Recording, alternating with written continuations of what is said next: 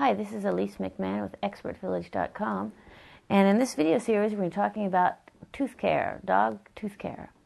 If you'd like to find out more about my services, you can visit my website at www.canineheadstart.com. So in this short clip here, we're going to be taking a look at an adult mouth. Okay, so we did already look at puppy teeth, and we're going to take a look at adult teeth here. We've got a Ty, 4-year-old male. He's actually the daddy of the dog you just looked at. And we're going to be taking a look at his teeth. So we can look at this from the side. And you can see his canine is much larger than the puppy that we just saw. And he's got all his teeth in the back. You can see here. Wait, Ty. Quite large. And he's got a full set of teeth here. Maybe not so easy to see with all of his hair.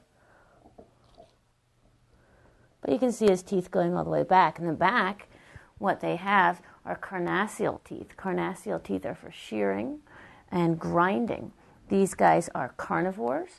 Actually, they're in the family Carnivora, but they're omnivores. They'll eat everything. So most canids, dogs in the wild, will eat insects and fruit and vegetables. They also eat meat and crush bone. So they've got these specialized teeth here in the back to aid in the crushing of bone and the tearing of meat. They don't use the incisors very much, and you can see the incisors are smaller. These are the teeth here in the front.